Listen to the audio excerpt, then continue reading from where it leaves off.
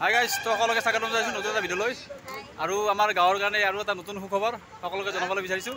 মানে জানুৱাৰী মাহত যিজন মানে আমাৰ গাঁৱৰ সাতপলি গাঁৱৰ মিতালী থাকে দুটাকৈ সোণৰ পদক অৰ্জন কৰিবলৈ সক্ষম হৈছিল।